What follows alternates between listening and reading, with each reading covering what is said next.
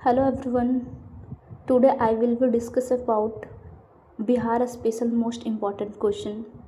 और ये सारे जो क्वेश्चंस हैं वो केजीएस के बुक और नोट्स से लिए गए हैं क्वेश्चन फॉर्मेट में। तो ये बीपीएससी के लिए मोस्ट इम्पॉर्टेंट है और ये एसएससी के लिए भी काम आएगा। और जो यूपीएससी में बिहार लेवल का क्वेश्चन होता है तो वो उसमें भी इम्पॉर्टेंट है, उसके लिए भी। तो चलिए स्टार्ट करते हैं। इसका पहला टॉपिक है, पहला हम इसका इंट्रोडक्शन से सारे क्वेश्चंस देखते हैं। तो पहला क्वेश्चन हमारा, धरातल पर पाए जाने वाले पेड़ पौधे, घास, झाड़ियों और लताओं के समूह को क्या कहते हैं? वन। बिहार में वन संसाधनों के विकास पर मुख्य रूप से किसका व्यापक प्रभाव पड़ा है? वर्षा की मात्रा तथा क्षेत्रीय उच्चावच का। बिहार में भीषण बाढ़ के कारण होने वाले वनों के विकास को क्या प्रभावित करता है? कटाव। बिहार के किन दो प्रमुख पहाड़ी क्षेत्रों की ऊंचाई भी वनस्पतियों की सघनता एवं विकास को प्रभावित करती है? शिवालिक श्रेणी एवं कैमूर के पहाड़ी क्षेत्र। अब नेक्स्ट टॉपिक हमारा आ गया, बिहार में वन, फॉरेस्ट इन बिहार। तो बिहार का कुल भौगोलिक क्षेत्रफल कितना है? बिहार का कुल भौगोलिक क्षेत्रफल 94,163 वर्ग किलोमीटर है। 94,163 वर्ग किलोमीटर बिहार का कुल भौगोलिक क्षेत्रफल है। वर्ष 2023 में बिहार राज्य का कुल वनाच्छादन कितना वर्ग किलोमीटर था? तो 7,532 वर्ग किलोमीटर था 2023 में कुल वनाच्छादन। कहाँ पे? बिहार में। नेक्स्ट क्वेश्चन हम देखते हैं, 2023 के आंकड़ों के अनुसार बिहार में वनाच्छादन कुल भौगोलिक क्षेत्रफल का लगभग कितना प्रतिशत था? तो लगभग 8%। जलवायु की दृष्टि से बिहार किस प्रकार का एक प्रदेश है? बिहार जो एक उपोष्ण कटिबंधीय मानसूनी प्रदेश है। बिहार की प्राकृतिक वनस्पति को निर्धारित करने में किसका महत्वपूर्ण योगदान है? वर्षा का। बिहार राज्य के अधिकतर वन क्षेत्र किन क्षेत्रों में स्थित है? भारत नेपाल सीमा के समीप, शिवालिक, हिमालय के तराई प्रदेश एवं दक्षिण के पठारी भाग में। क्वेश्चन क्या है? बिहार राज्य के अधिकतर वन क्षेत्र, वन किन क्षेत्रों में है? तो यहाँ बताया गया भारत और नेपाल की जो सीमा है उसके समीप जो शिवालिक हिमालय है उसके तराई प्रदेश एवं दक्षिण के पठारी भागों में वन की अत्यधिक मात्रा है बिहार में। नेक्स्ट क्वेश्चन है, तराई प्रदेश के अंतर्गत कौन से दो प्रमुख वन क्षेत्र आते हैं? तो तराई प्रदेश के अंतर्गत सोमेश्वर एवं दून पहाड़ी क्षेत्र आते हैं। नेक्स्ट क्वेश्चन है हमारा, दक्षिण के पठारी भाग में मुख्य रूप से कौन सी पहाड़ियाँ स्थित है? कैमूर की पहाड़ियाँ। दक्षिण के पठारी भाग में कैमूर की पहाड़ियाँ हैं। बिहार में एक वर्ष में कितने महीनों की अवधि में लगभग 80% वर्षा हो जाती है? 3-4 महीनों की अवधि में। बिहार में एक वर्ष के कितने महीनों की अवधि में लगभग 80% वर्षा हो जाती है? तो 3-4 महीनों में ही 80% वर्षा हो जाती है। सीमित अवधि में वर्षा होने के कारण बिहार में मुख्य रूप से किस प्रकार के वन पाए जाते हैं? मानसूनी पर्णपाती वन। वर्षा की मात्रा के आधार पर बिहार के वनों को कितने भागों में वर्गीकृत किया गया है? तो 2 भागों में।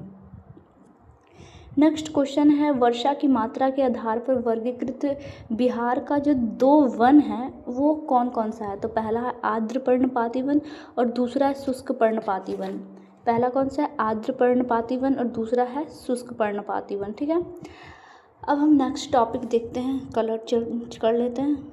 ठीक है, तो बिहार की प्राकृतिक वनस्पति का वर्गीकरण देखेंगे। बिहार की प्राकृतिक वनस्पति के अंतर्गत आर्द्र पर्णपाती वन को किन 2 उप भागों में बांटा गया है? आर्द्र पर्णपाती वन को पहला सोमेश्वर एवं दून श्रेणी के वन, सोमेश्वर एवं दून श्रेणी के सत्र वन, और फिर दूसरा तराई क्षेत्र के वन। आर्द्र जो ऊपर देखे थे ना, आर्द्र पर्णपाती वन और शुष्क पर्णपाती वन, तो आर्द्र को भी 2 उपभागों में बांटा गया है। पहला है सोमेश्वर एवं दून क्षेत्र श्रेणी के वन और दूसरा है तराई क्षेत्र का वन। नेक्स्ट क्वेश्चन है, बिहार की प्राकृतिक वनस्पति के अंतर्गत शुष्क पर्णपाती वन को किन 2 उप विभागों में उपभागों में बांटा गया है? तो पहला है पूर्वी मध्यवर्ती क्षेत्र के वन और दूसरा है दक्षिणी पठार के पश्चिमी क्षेत्र वाले वन। दक्षिणी पठार के पश्चिमी क्षेत्र वाले वन। नेक्स्ट क्वेश्चन है, बिहार राज्य में आर्द्र पर्णपाती एवं शुष्क पर्णपाती वनों की सीमा रेखा कौन सी समवृष्टि रेखा निर्धारित करती है? तो 120 सेंटीमीटर समवृष्टि रेखा को। अब हम नेक्स्ट टॉपिक पे चलेंगे, आर्द्र पर्णपाती वन क्या है। हम पहले कलर को चेंज करेंगे, पिंक कलर लेते हैं। आर्द्र पर्णपाती वन जिसे कहते हैं moist deciduous forest, moist deciduous forest. Okay, तो आर्द्र पर्णपाती वन सामान्यतः बिहार के किन क्षेत्रों में पाए जाते हैं?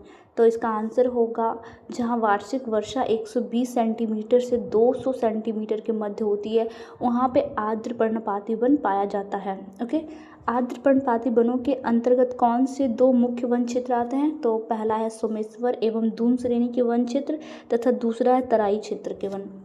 नेक्स्ट क्वेश्चन, सोमेश्वर एवं दून श्रेणी के वनों का विस्तार मुख्यतः बिहार के किस जिले में है?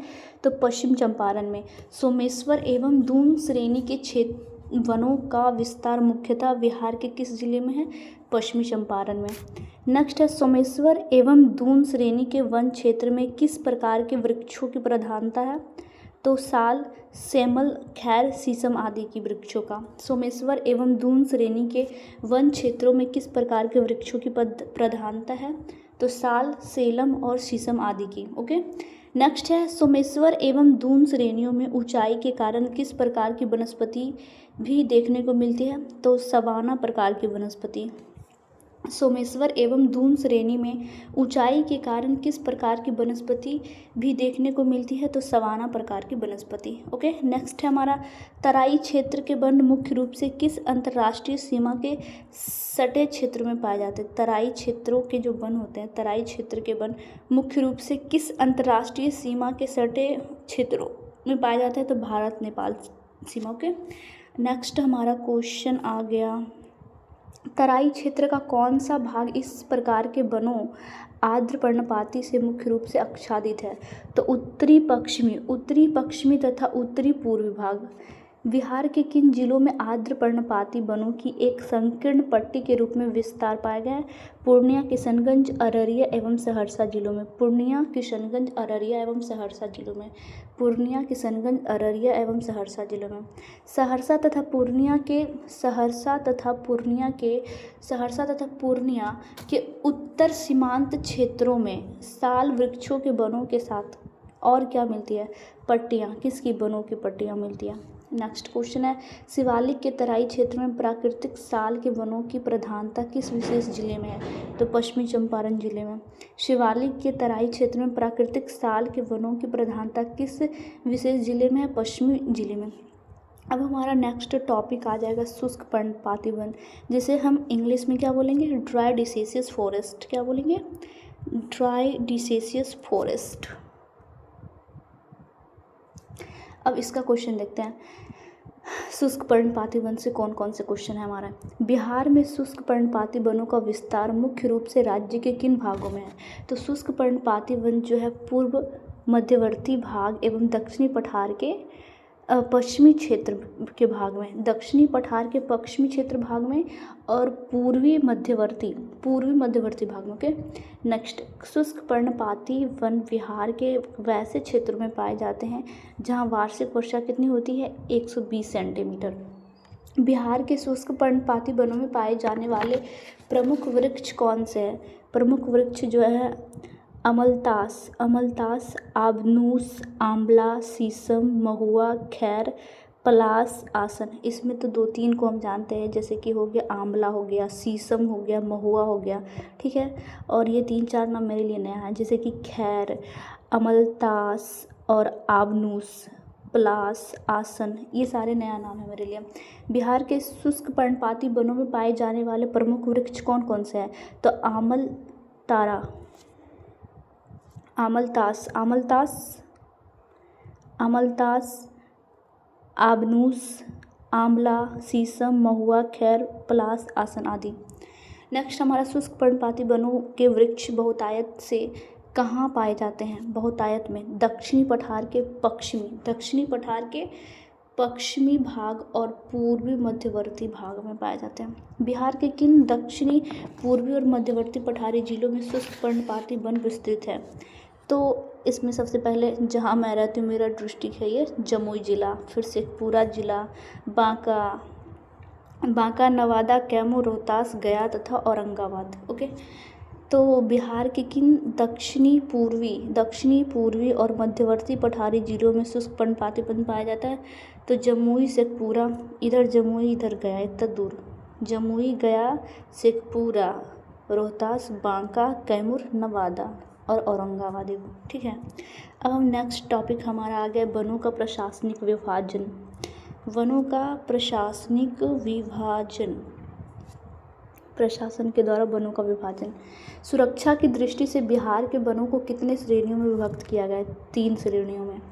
सुरक्षा की दृष्टि से वर्गीकृत बिहार के वनों की 3 श्रेणियां कौन कौन सी है? आरक्षित वन क्षेत्र, संरक्षित वन क्षेत्र एवं अवर्गीकृत वन क्षेत्र। आरक्षित, संरक्षित और अवर्गीकृत वन क्षेत्र। नेक्स्ट, बिहार में आरक्षित, ये वाला आरक्षित वन क्षेत्र रिजर्व फॉरेस्ट एरिया का विस्तार कितने वर्ग किलोमीटर के क्षेत्र में है? तो 693 वर्ग किलोमीटर, 693 वर्ग किलोमीटर। बिहार में संरक्षित, प्रोटेक्टेड नॉट अ प्रोटेस्टेड, अभी इतना ज़्यादा प्रोटेस्ट वाला काम चल रहा है ना दिल्ली में, तो प्रोटेक्टेड को भी हम प्रोटेस्टेड पढ़ रहे हैं। प्रोटेक्टेड फॉरेस्ट एरिया, बिहार में संरक्षित वन क्षेत्र। नेक्स्ट, सुरक्षा की दृष्टि से वर्गीकृत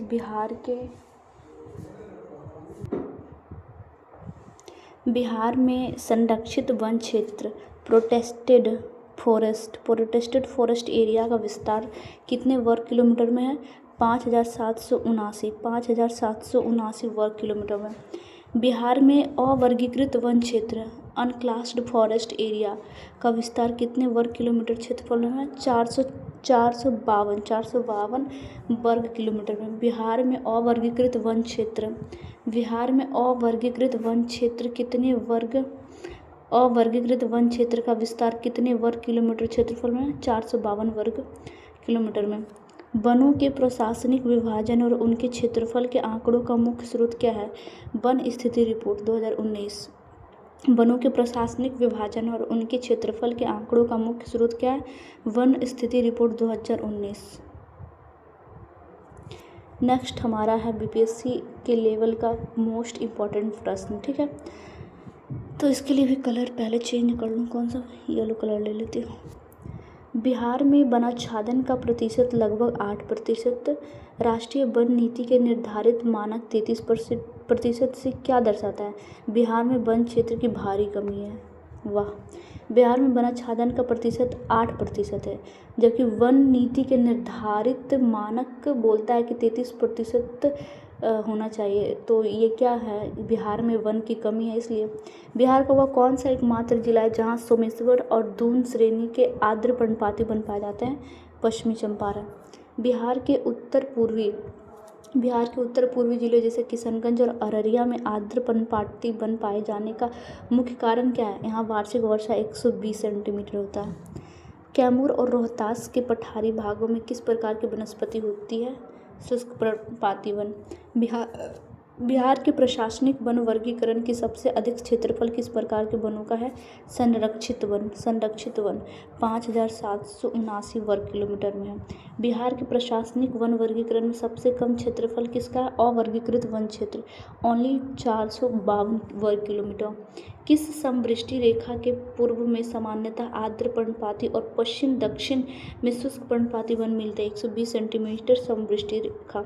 बिहार में मानसूनी पर्णपाती वन पाए जाने का सबसे प्रमुख मौसमी कारण क्या है? 80% वर्षा का केवल 3-4 महीनों में ही बरस जाना। पलाश और महुआ के वृक्ष बिहार के किस वन प्रकार की विशिष्ट पहचान है? शुष्क पर्णपाती वन। बिहार के किस प्रशासनिक वन क्षेत्र पर पूर्ण सरकारी नियंत्रण होता है और यहाँ मानवीय गतिविधियों पर पूर्ण प्रतिबंध होता है? आरक्षित वन क्षेत्र पर। बिहार के दक्षिण पश्चिमी पठार पर स्थित औरंगाबाद और गया जिलों में किस प्रकार की वनस्पति पाई जाती है? शुष्क पर्णपाती वन। बिहार के दक्षिण पश्चिम पठार पर स्थित औरंगाबाद और गया जिलों में किस प्रकार की वनस्पति पाई जाती है? शुष्क पर्णपाती वन। बिहार की प्राकृतिक वनस्पति को मुख्य रूप से प्रभावित करने वाला अजैविक कारक कौन सा है? क्षेत्रीय उच्चावच। अजैविक कारक ट्रोपोग्राफी।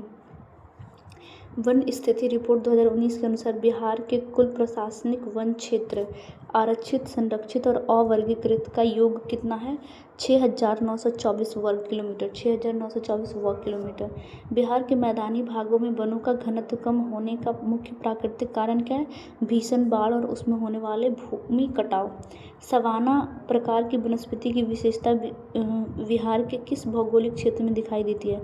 सोमेश्वर और दून श्रेणी की ऊंचाई पर। सोमेश्वर एवं दून श्रेणी की ऊंचाई पर। नेक्स्ट हमारा क्वेश्चन है, शीशम और खैर के वृक्ष बिहार के किन क्षेत्रों वन प्रकारों में समानता रूप से पाया जाता है? आर्द्र पर्णपाती और शुष्क पर्णपाती दोनों में।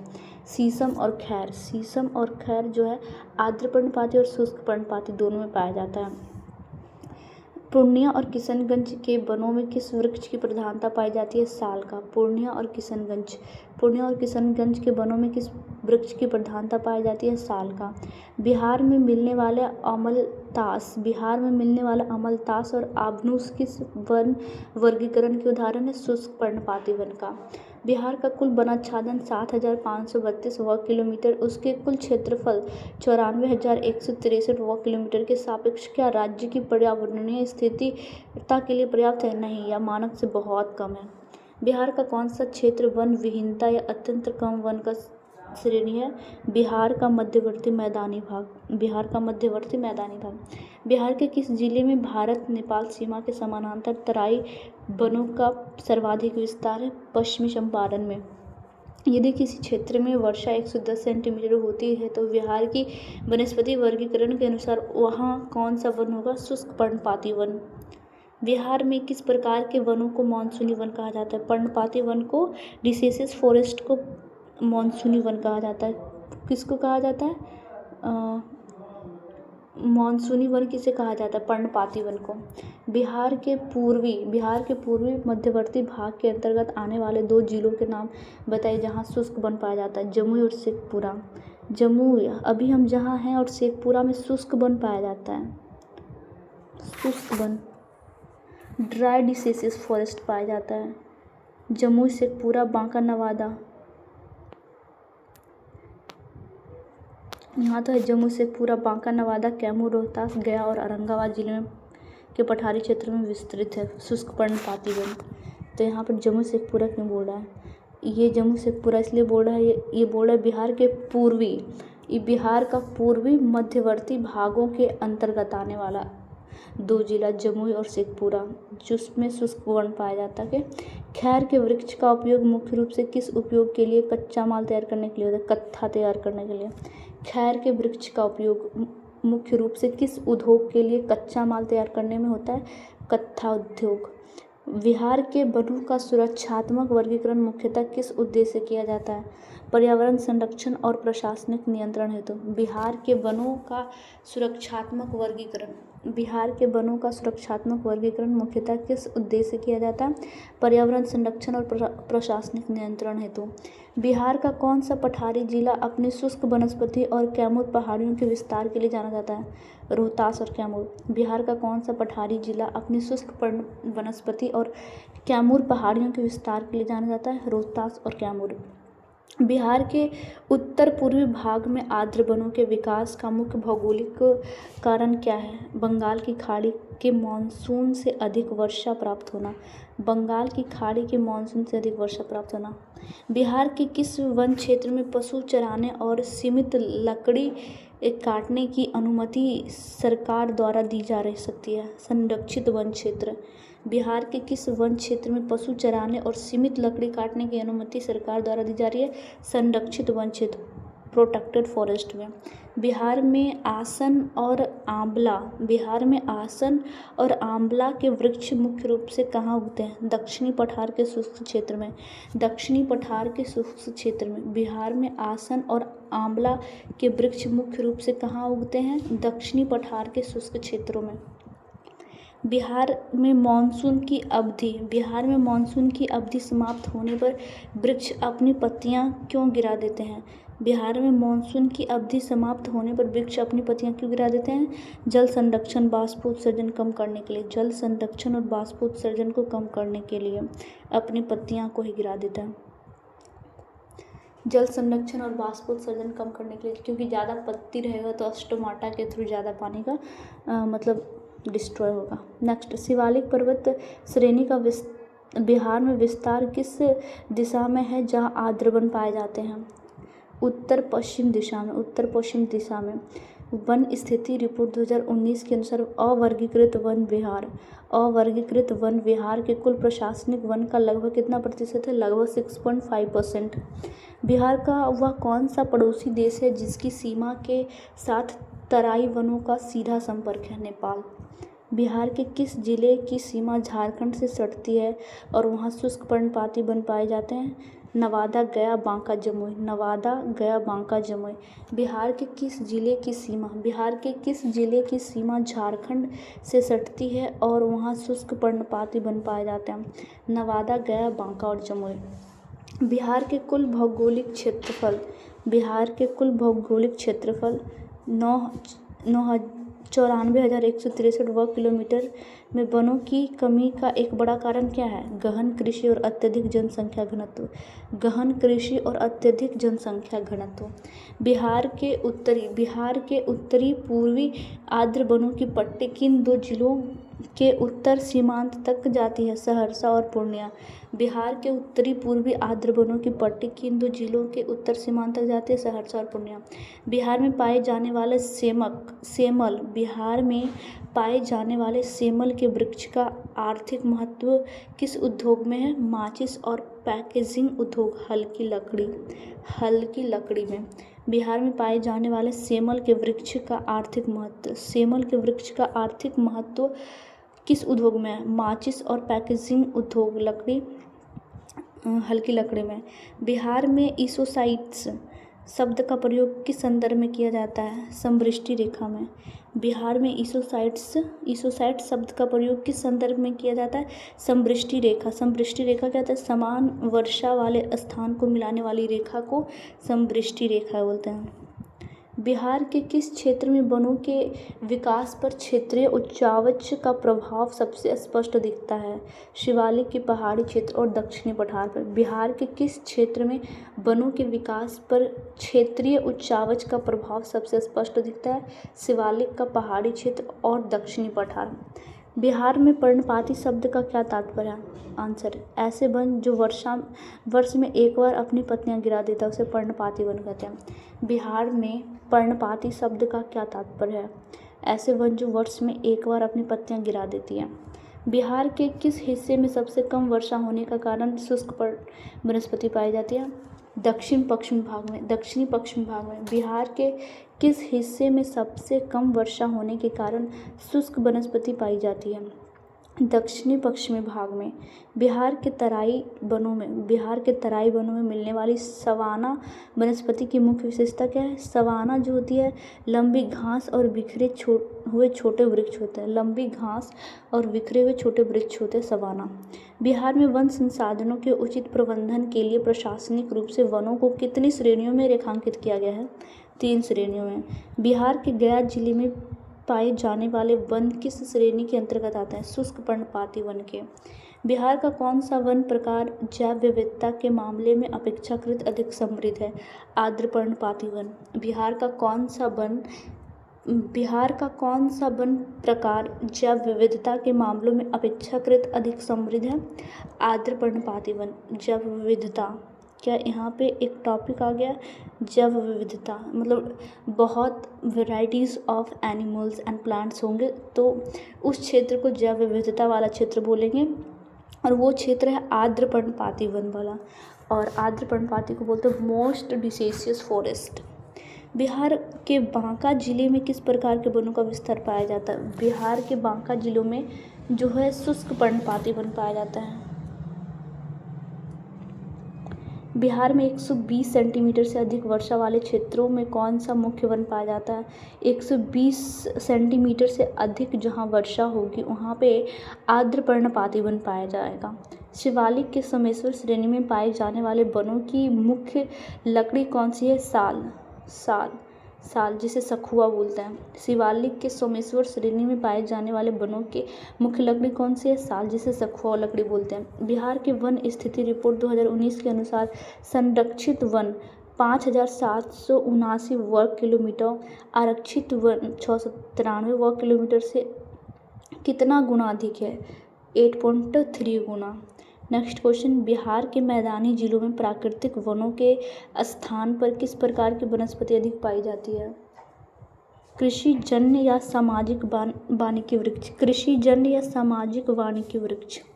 बिहार के किस वन क्षेत्र को वन्य जीवों के संरक्षण के लिए सबसे सुरक्षित माना जाता है? आरक्षित वन क्षेत्र। बिहार के किस जिले में सर्वाधिक वर्षा होने के कारण आर्द्र वनों की स्थिति मजबूत होती है? किशनगंज। बिहार के पठारी भागों में वनों के विकास को बाधित करने वाला मुख्य कारक क्या है? स्टॉप्स, रीली मिट्टी और जल की कमी। गीली मिट्टी थोड़ी ना होगा, जल की कमी है, शुष्कता है, और स्टॉप्स मतलब रीली मिट्टी है। बिहार के पठारी भागों में वनों के विकास को बाधित करने का मुख्य कारण। बिहार के शुष्क वनों में मिलने वाला पलाश का फूल किस ऋतु में खिलता है? बसंत ऋतु में, जैसे जंगल की आग भी कहा जाता है। बसंत ऋतु में, जिसे जंगल की आग भी कहा जाता है। किसको? पलाश के फूल को बसंत ऋतु में खिलता है, जिसे जंगल की आग भी बोलते हैं। बिहार के उत्तरी पश्चिमी भाग में स्थित दून घाटी में किस प्रकार की जलवायु वनों का अनुकूल है? उप हिमालयी आर्द्र जलवायु। उत्तरी पश्चिम बोल रहा,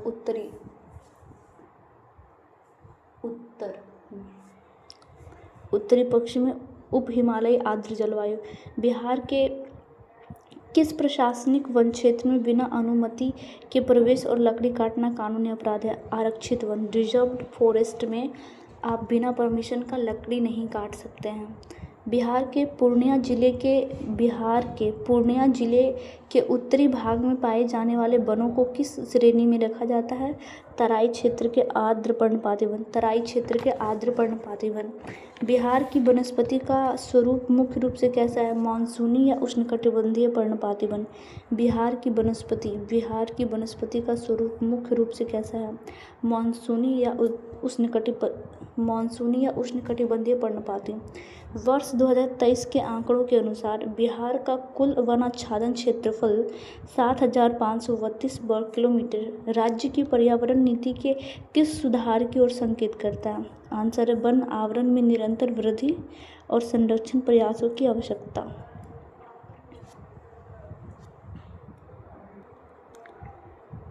thanks for watching my video.